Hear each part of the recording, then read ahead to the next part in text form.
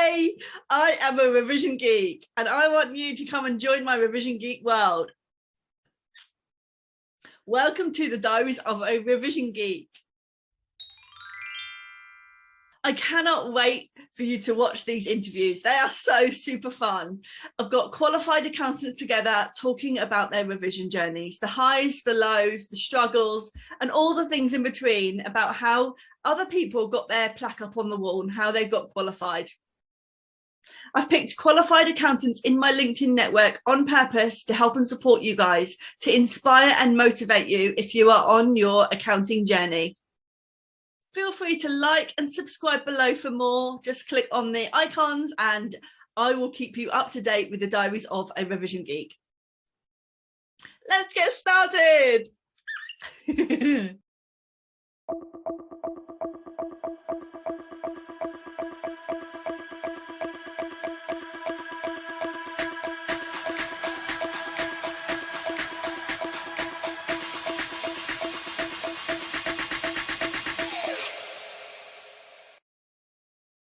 In today's interview, we have Ajay. He is CIMA qualified.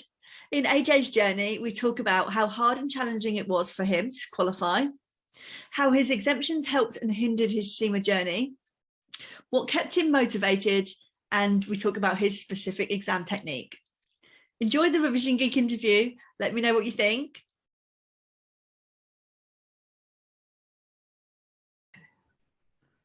Hi, Ajay, it's great to have you. Oh my God, another Revision Geek. Yay, I'm not the only one. It's great to be interviewing you today. How are you? Introduce yourself for our listeners.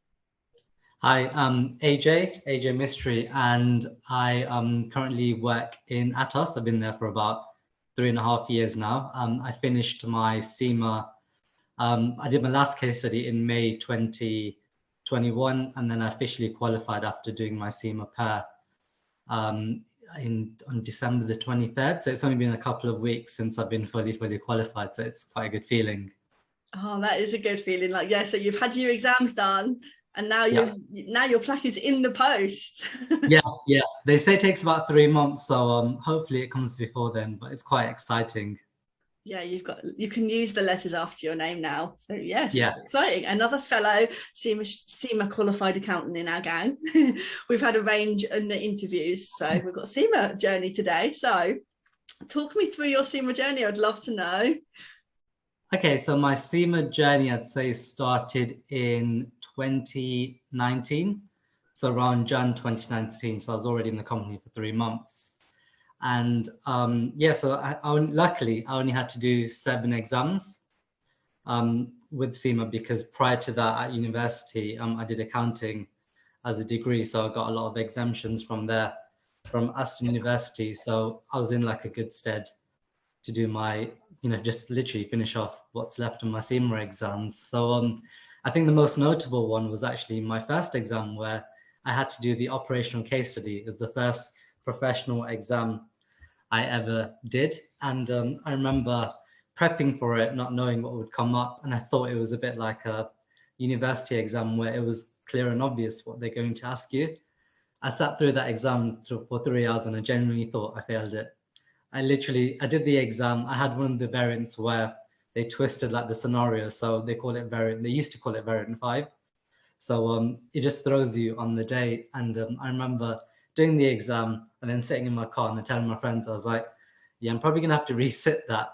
But in the end, I did pass that exam. I think what they do is, the tougher their exams, sometimes they make the marking boundaries a little bit lower. But yeah, that went well. And I think I learned from there on, no matter what they give you, just sit there, enjoy the exam, and then you'll be okay. And then since then, I learned how to actually study for CIMA exams. It takes 1 or 2 to really get into the groove. And it's strange going from writing on paper to actually doing exams, on a computer through multiple choice and things like that. So that was a big learning curve. But it went well. It was just challenging, especially during the pandemic. It became quite tough just waking up on every weekend and just studying again, being at the same desk and not really having that break. So they do say you do have a lot more time during lockdowns and things like that to study, but yeah, I think you need a mental break from it sometimes. Sure, yeah. A lot of our students qualified last year and had a lot of their journey through the pandemic. Yeah, so we'll talk about that in a minute. Yeah. So going back to your exemptions then, I had exemptions as well. A lot of us do. I did a business studies degree, so I had a few. Yeah. And would you say that helped you or hindered you for your journey? I think for the first few exams, so before I got to the strategic level, I would say that it did hinder me because there was a lot in the exams which was assumed knowledge. And because doing exams with CIMA is completely different than doing them academically somewhere else, I didn't have the exam technique which I required. So I was going into these harder exams a little bit blind. So I didn't know the tricks that CIMA used or things like that, because what most people do is they learn that in the lower levels. So that's what I struggled with. But I'd say it helped me I'd say it helped me to get the exams done quicker, but it hindered my understanding of what was required. I think that's the best way I can put it. That is a good way, and it's true. I think I agree. Yeah, I definitely struggled with my first few because I couldn't. It was hard to link my academic uni degree knowledge, which we have knowledge, to the CIMA way. I kind of call it like the CIMA police way. So how did you overcome not having that assumed knowledge or having it in the degree way instead of the CIMA way? I think the good thing about that is I used Kaplan as my provider for my content, and they had like very good mocks in the way of, obviously they're not going to be as similar as CIMA questions, but the format looked the same. So they use the same color schemes and the same wave and the same boxes and things like that you'll see in the actual exam. So when you actually sit in that exam, you know you're going to see different kinds of questions, but the format and the layout you're already used to. So it's a very realistic mock, I'd say. And it's not like something that's plastered over saying Kaplan, Kaplan, Kaplan. They've done it in a very clever way, I'd say. So more of a visual trick really then. Yeah. To get you prepared. Yeah. As so opposed to a knowledge thing. Yeah. That's interesting. I thought you would go all about the knowledge then. I love chatting to you guys because I'm like, I pick up all these things. I've never heard of it. I've never heard of variant 5 either. So maybe we can talk about that too. Sure. I know there's variants, but I didn't know about that weird one. Tell us your secrets now. So throughout your journey, did you pass first time? Did you have any fails? So out of my 7 exams, I passed 6 first time. Only that because I gave myself a bit more time for a couple of the tougher ones. But the one I did fail was P2. No, sorry, P3. And I found P3 very, very, very tough because I felt like the content wasn't too bad, but the amount of tricks and the amount of select all questions and those and all the answers were quite similar. So I think that threw me a little bit. But what I learned from that was I did P3 and I had a tough role in the company as well at the same time. I think I sort of gave up for like a couple of months, and that's what I regretted because I had the knowledge, right? But because I took a big gap between failing and then retaking, I sort of had to start again. So that took me a good 5 months to pass that exam actually, just because I sort of didn't have the belief that I could just do it in a couple of weeks again and pass it, which I should have and I could have done. But yeah, that was a big, learning curve for me. And I think maybe failing one earlier is probably not the worst thing, just so you can learn from it and you don't waste your time when you get to the harder exams. And I know it's easy for us to say this now, but failing these exams is a massive learning opportunity.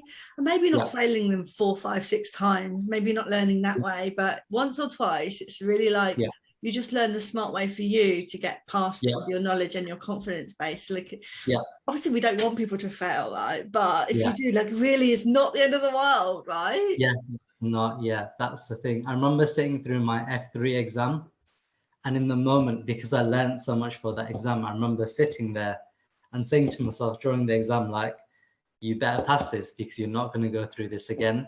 Because with the CIMA exam, you don't know how you're doing, right? It's just you don't have the time to think because of the 60 questions in 90 minutes. Your brain's just constantly going off. And I think it's just, you just have to believe in your ability. And then that's what I did during my F3 exam was I knew the gist of every question. So it was just not second guessing yourself. And I think that's a big thing, because CIMA are there to catch you out sometimes, because they know people will second guess themselves.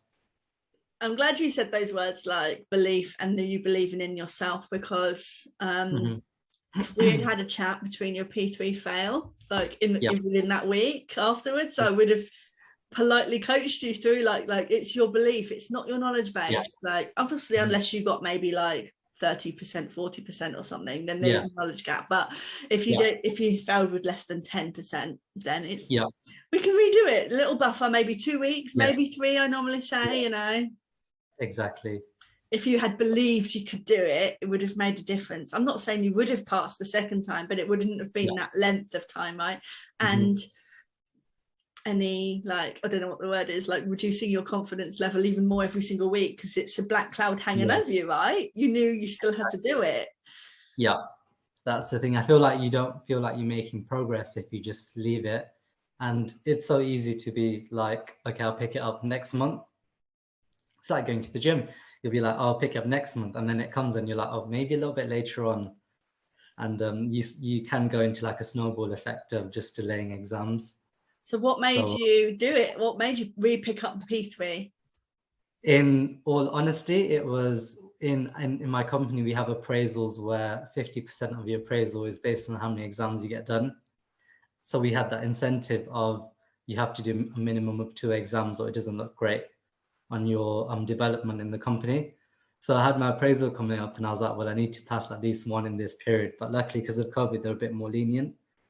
But it was just like, even for me, it was like, okay, it's been 6 months. I was sort of being reminded that I've not passed an exam. So I was like, okay, let me get back into it and get it done. That is a great incentive. Sorry, guys, but I think that is really smart for your company, looking out for you as an accountant, as well as looking out for them. Yeah, exactly. Because they give us the resources and everything we need and the time off. So I think it was on us, you know, it's always on us to pass them. And I think luckily the company didn't understand why it was so tough during COVID to actually get exams done, because your exam centers are closed. And that's when CIMA introduced the exams from home and things like that. So yeah, it was a bit messy, but got there in the end. And strategic level as well, you know, it's just tough anyway, wherever you do it. Yeah, exactly. That's the thing. And I did learn, I know that we'll talk about tips and other places, but I did find that being in a test center, for me personally, I found that a little bit easier, because you take yourself out of one environment where you're studying, go into an exam environment where, you know, your exam heads on, do the exam, and then you can come back. So you're not constantly in the same place at the same time. Yeah, that is a good tip. We can talk about that as well. But yeah, that is interesting. Obviously, you've got a lot more flexibility of a range of tuition providers now. I didn't have that many when I was qualifying, and a range of, you know, like how to sit your exam. I talk about it quite a lot in my revision club, about how to sit in a remote exam, how to sit one at home, how to revise at home in the same study space, how to work from home, and how to revise at home, especially if it is exactly the same laptop, exactly the same desk. Again, it's just this, it is tough, and there's some confidence tricks and some motivational tricks that we can definitely encourage. And just to know, the sooner you get, you know, the more you keep going, you know, if you had delayed it even more, you might not have got your plaque yet, right? Yeah, exactly. Or if you were thinking, oh, I'll wait until the pandemic's over, or I'll wait until the exam centres are open. I've had a lot of people, students say that to me. I'm like, oh, could you try it from home? You might really like it. You might do, you know. But I understand the exam centres, because it really 100% gets you focused on, like, right, this is my 90-minute CIMA or my 3 hours ACCA. Yeah, it's exactly good. I love learning about your journey. It's exciting. So what was the lowest moment? Obviously, we don't want to dwell too much on it or go too deep, but like, what were your lowest moments? I think what I've touched on before is the operational case study. So the first case study where I genuinely thought I failed, to the point where I told my managers that I'm going to have to resit because I couldn't see myself passing it. That was quite low, because it's your first exam and you question yourself thinking, am I smart enough to do these professional exams? Because They're a different kind of exam. That was one low. And like I said, my P2, it wasn't failing P2. I'm sorry, it wasn't failing P3. That wasn't the low part. It was just struggling to do it again, and finding the right time to do it again was another low, because you didn't see progress, and I'm someone who sort of needs progress to keep going and feeling motivated to carry on. So those are the two main key low points, I'd say. And I would say that's a really normal low point for your first exam as well. Like, I can't remember if I failed my first exam or my second. It was definitely one of them early on. Yeah, and I was like, oh, I thought I knew it. And I kind of knew it, but Mr. CIMA didn't believe me, but yeah. So you talked about your lows. Let's hear about some of your highs. Let's give some positive perspective out there. Okay, so the high points I'd say was my E2 exam. So that was the second exam that I did. And people told me that E2 is not the toughest exam. And I feel like I really needed that confidence boost. So I gave myself a bit of time to learn E2, because it was my first objective test question exam. And in the end, by the time I got to the end of the exam, I sat there and I was like, I think I've passed this. And then obviously they give you results straight away. And I was like, okay, that was a good feeling. And I'd say the other high point was because like I said, my operational case study was really bad. And then I went over to my management one, and I did that exam, and I had such a good variant where everything I studied came up. And I sat there in that exam and I was like, this is much better. Okay, I'm getting the gist of this. There's momentum, the ball's rolling now. So that was a really good feeling as well. And then obviously getting the email just before Christmas saying that I'm fully qualified was great. That was such a good feeling. So was there any reason, again, go into as much detail as you want to, but is there any reason why there was a delay between your May final exam and, for your May strategic case study, I guess you got your results in June, and then it was like 6 months until your PER was submitted and completed. So was that because you left your PER to the end? What reason was that? There's a few factors in that, I'd say. So first factor was we were all coming out of lockdown around May time. So it was done my last exam. I'm not going to find out for a few months. I think I just needed that mental break of just releasing some steam, enjoy my summer, because prior to that, I was always studying during summer as well. So I was like, okay, Forest has let us out, let's enjoy the summer. There's no lockdowns at the moment. Have a good time there. And at the same time, I was transitioning in career too. So traditionally, I was an FP&A analyst, and then I was a finance business partner for quite a while. And then I felt like, okay, I want to try something new, and the company were giving me opportunities. And then I start scouting my career change, and I've now moved into commercial finance in my company. So for me, it was like, okay, my CIMA's parked to one side, but let me get my career on track and where I want to be in the short, medium term.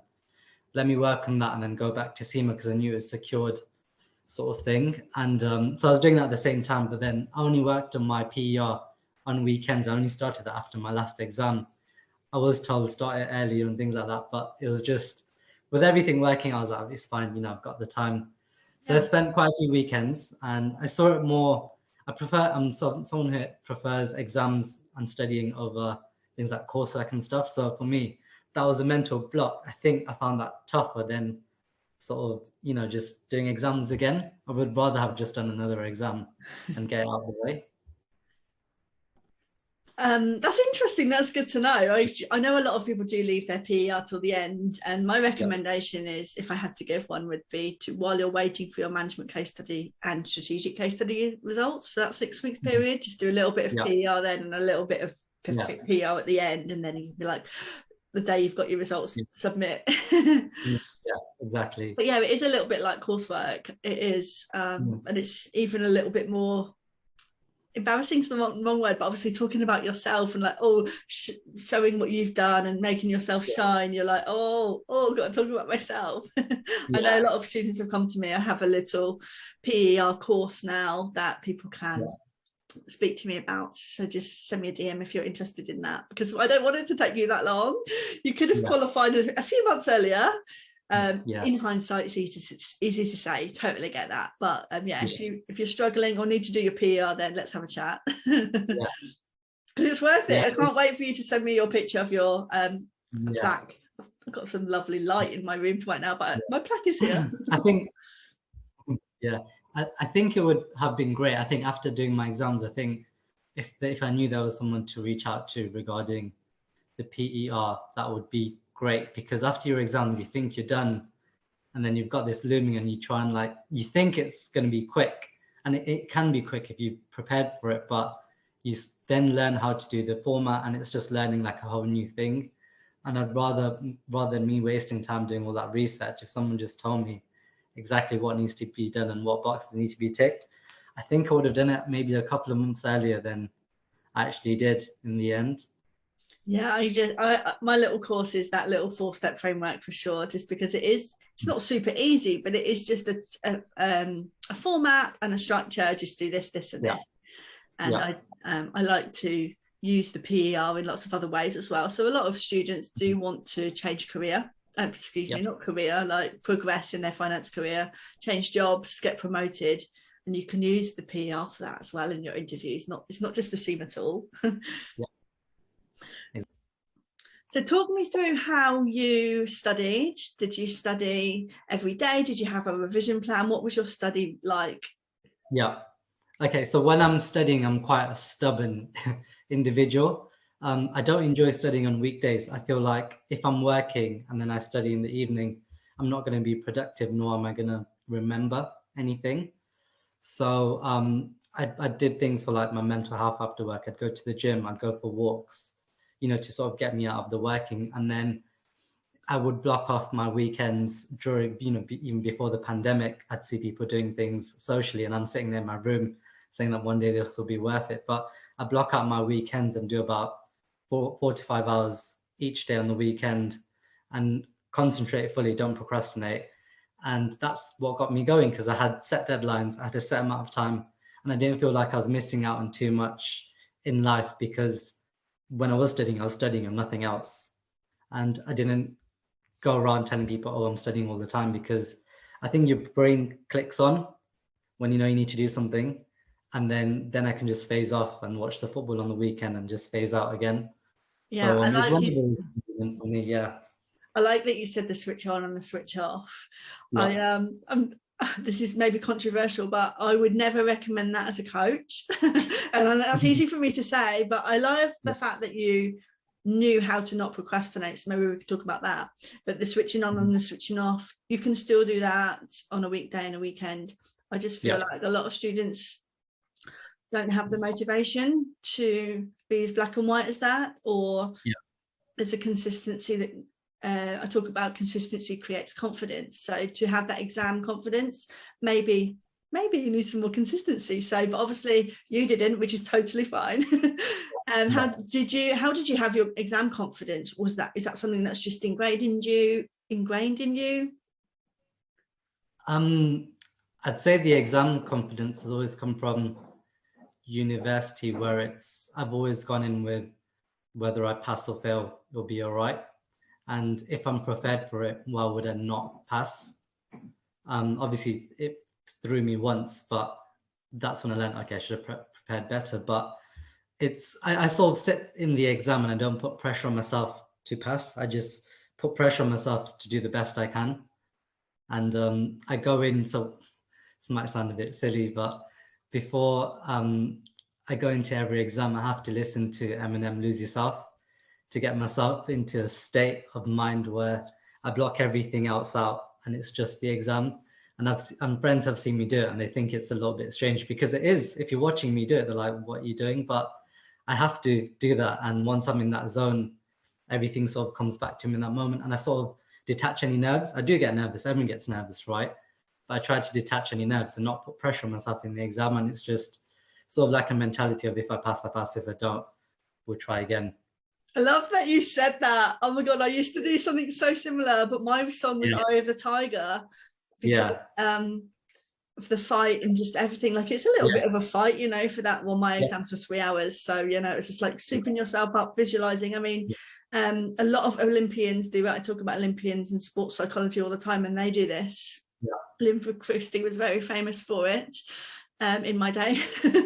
And I'm glad you brought that through in your revision journey. So one thing you said in the weekends when you did your main study, you made sure your 4 to 5 hours, you didn't procrastinate in that.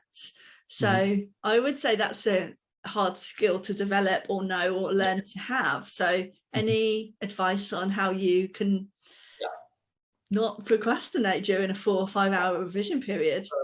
So there's 3 things that get me through it. There's a little bit of science behind it as well. So there's on YouTube, there's something called alpha wave music.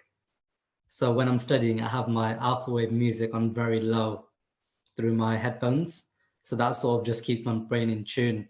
I also drink a Pepsi Max whilst I'm studying. It's not the best. I know it's not the best thing. I shouldn't be promoting it, but it gives you that small caffeine kicks. And I also chew gum at the same time. So it keeps me sort of in line, and then I go into like a different zone. It's easy to procrastinate. I've done it before, but I think those 3 things for me just work. It may not work for everyone, but chewing gum, Pepsi Max, and alpha wave music. But I think the key one is the alpha wave music, where it's just with your headphones on, you know you can't be on your phone, you can't be doing other things. It's just on, and then off is, back to reality again, I guess. Oh, I love that. I've never heard of alpha wave music, so I'm going to look into that. But it's not just about the music. It's like you said, your ears are busy, your brain's busy, your hands are busy. To not do those other distraction, procrastinating things. Oh, that's so good. I'm glad you shared that. Thank you. I think it's guys, try that. I think it's quite strange when you see someone do it, but the person that's doing it, and I tell this to all my friends, and they don't use all 3, but it started to work. And I know that it's scientifically proven that if you chew gum whilst you're doing an activity, it keeps your brain active. So when I drive as well, I chew gum because it keeps you going and keeps you alert, I'd say. That is such a good tip. I'm going off topic from revision here, but what I would do at my job when I was presenting to the board or PowerPoint or something, I would always have a paper clip in my hand. And instead of, when some people really fidget with their fingers, I just had the paperclip in my hand. I might have moved it around a little bit, never dropped it because that's distracting. But just that thing to keep there must be a piece of your brain to keep your piece of your brain busy, but busy on something that doesn't take up your brain, like a paperclip or something. And it really just helped me focus on my task in hand and presenting. And it was maybe a safety blanket, like, where's my paperclip? I need my paperclip in my hand. Now I can present. I love that. It's good. So what opportunities did you think would come from being qualified, maybe before you even started or while you were doing your degree? Opportunities wise, I knew that obviously a fully qualified accountant gets paid more. So one thing I never knew before really doing the full CIMA and how they do pitch their courses, that you don't always have to stay in core finance. You don't have to do a traditional FP&A, FBP role all the time. I think what's helped me with CIMA is that whilst doing the courses, I've learned that I started off thinking I'm going to be a pure accountant, and now I've changed my career path to be, okay, I want to learn more about the wider business, and CIMA helps you do that. They really drill that in their content, saying you're just not an accountant. And I've used that in real life now, where I'm still working with numbers on a daily basis, but I'm also now working as part of the wider commercial finance team in my company. So if it wasn't for CIMA telling me I could do it, I would not have reached out to the people in my company who actually do the hybrid finance and commercial roles. Yeah, and obviously lots of people come to me and say, what's the difference between CIMA and ACCA? And the there's not many differences, but I would say if you did want more of a commercial role in a business, CIMA will support you with that management leadership style just a tiny little bit more, and ACCA will support you with some like tax rules, audit rules, that kind of specific, if that's the route you wanted to go down. So yeah, I did my business studies degree for that same reason, and then CIMA for the same reason. I wanted to be more commercial, out into the business a little bit more, not just an accountant, numbers behind the screen, but knowing that how important finance was. It was my skill set. I love numbers. Yeah, so that's good. And obviously you've just qualified, but what opportunities have come so far? I'd say that there's a lot out there for newly CIMA qualified people. Even if you just look on LinkedIn, things will just be posted and even retweeted by yourself, like where you see things where people have moved jobs who've just qualified from CIMA, finding new opportunities, whether it be external or within the same company. And I'd say that, in all honesty, someone who's newly CIMA qualified is quite high in demand, I'd say. And it's good, you know, it's good to feel like you're in high demand for what you've done. I think once you do the qualification, you see that it's not an empty qualification, and it's a real life thing where people are actively searching for your skills, which is a really good feeling, because you feel like, okay, it's worth all that effort I've put in to be where I am now. And those skills that you've learned are not just theoretical skills. The case studies help you put them into practice. I'm a geek when it comes to talking about the case studies. I could talk about them for ages because they're so important. At the time you think it's just an exam, but honestly, it's such a good example of what could happen in real life if you got the opportunities that you've talked about. It's prepared you for real life on purpose. Thanks, Mr. CIMA. Ajay, I'm asking everybody this question. I love this question. So what's your number one tip for any qualifying accountants listening? Okay, so my tip might be a little bit controversial, but I'd say only study when you're in the right frame of mind to study. One of my biggest tips I gave for everyone was, well, all the grads in the year below me when I was a grad in my company, was that if you can't study on weekdays, don't do it. Don't waste your time. Don't bog yourself down if you can't do it. Then give more time to when you are studying on weekends. For me personally, I enjoyed my weekdays and I put my head down on the weekends, knowing that I only had set amount of days to do my studying. I was quite tough with myself, and only when it came closer to the exam I did weekdays or when I had annual leave from work. But if you're not in the right mindset of studying, and I've carried this through uni, just don't do it. And when you do sit down, just don't procrastinate, and then you'll see how much more you can get done. Thank you for sharing your journey. That was so good. I'm so glad you added that bit at the end, but I'm going to stop recording now.